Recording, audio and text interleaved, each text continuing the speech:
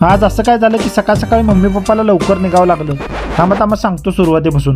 आता आपल्या गोट फार्मसाठी बकऱ्या घ्यायच्या होत्या म्हणून मम्मी पप्पा काल आपल्या घराजवळच बकऱ्या बघायला गेले होते आणि मम्मी पप्पांना त्या बकऱ्या आवडल्या होत्या म्हणून आज पुन्हा एकदा त्या बकऱ्या बघायला गेले होते. मम्मी पप्पा तिकडे जाऊन बकऱ्या बघितल्या आणि थोड्या वेळाने आम्हाला फोन आला, लवकर या. मग काय, मी आणि अजय लगेच बकऱ्या बघायला निघालो. तिकडे गेल्यावर सगळ्यात आधी मी बकऱ्यांचे दात बघितले आणि दात बघून त्यांचं वय किती असेल याचा अंदाजा घेतला, कारण बकऱ्या घेताना बकऱ्यांचं वयाचा अंदाज घेणं खूप महत्वाचं असते. मग मालकांनी आम्हाला बकऱ्याबद्दल माहिती सांगितली. दोन्ही बकऱ्या जवळपास 3-3 महिन्यांच्या गाभण होत्या आणि गाईज त्यांनी ना आम्हाला एक बकरी 15,000 रुपये असे सांगितले होते आणि फायनली डील फायनल झाली. पेमेंट केलं आणि बकऱ्या आता आपल्या झाल्या. पण बकऱ्या घेऊन निघताना एक वेगळा क्षण आला. मालक आणि मालकीन दोघेही थोडं भावुक झाले. जाताना त्यांनी बकऱ्यांना स्वतःच्या हाताने भाकरी खाऊ घातली, कारण इतके दिवस त्यांना सांभाळलं होतं ना, म्हणून त्यांना काळजी वाटत होती. मग आम्ही पण त्यांना सांगितलं, तुम्ही काळजी करू नका, आम्ही बकऱ्यांना अगदी घरच्यासारखं सांभाळणार आहोत. आता अजून एक प्रॉब्लेम आला की बकऱ्यांना गोट फार्मवर कसं न्यायचं, कारण तिथं लगेच गाडी मिळणं थोडं अवघड होतं आणि आपला फार्म हाऊस पण जवळच होता.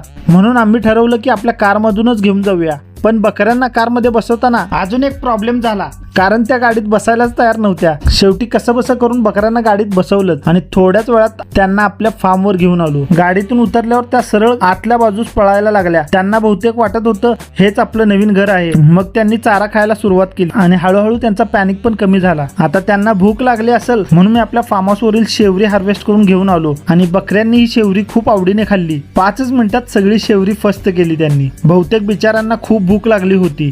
मग मी अजून थोडा चारा घेऊन आलो, तोही त्यांनी मस्त खाल्ला आणि पाणीही प्यायल्या. यावरून मला समजलं की शेळ्या आता नॉर्मल झालेल्या आहेत, कारण येताना थोड्या पॅनिक झाल्या होत्या आणि त्यांना असं मस्त खाताना पिताना बघून आम्हालाही मनापासून बरं वाटत होतं. त्यानंतर मी आणि पप्पा बकऱ्यांसाठी दावण आणायला निघालो. सकाळी लवकर जेवण करूनच घराबाहेर पडलो होतो, त्यामुळे दुपारी चांगलीच भूक लागली होती म्हणून येताना नाश्त्याला पण घेऊन आलो आणि आम्ही सगळे वडापाव खायला बसलो. तेवढ्यात आजी पण आली. मग आम्ही आजीला पण नाश्ता दिला. त्यानंतर बकऱ्यांना दावण बांधली आणि मम्मीने दोन्ही बकऱ्यांची पूजा केली आणि आता सगळ्यात महत्वाचं काम, त्यांचं नामकरण. मोठ्या बकरीचं नाव ठेवलं चंपा आणि छोट्या बकरीचं नाव ठेवलं चमेली. आता आपल्या गोट फार्मवर चंपा आणि चमेलीचं राज्य. आणि त्यानंतर असं काय होईल असं वाटलंच नव्हतं. आजी घरी जायला निघाल्या तेव्हा शेळ्या आजीकडे बघून खूप ओरडू लागल्या. बहुतेक शेळ्यांना असं वाटत होतं की आजी आपल्या जुन्या मालकीन आहेत. तो सीन बघून आम्हीही भावुक झालो. आता थोडा वेळ बसून मी आणि अजय घराकडे निघणार होतो, तेवढ्यात आपल्या काळे आणि भुरीची एंट्री पण झाली. तर गाईज आजचा दिवस आमच्यासाठी खूप खास होता, कारण फायनली आपल्या गोट फार्मवर बकऱ्यांचं आगमन झालेलं आहे आणि सगळ्यात भारी म्हणजे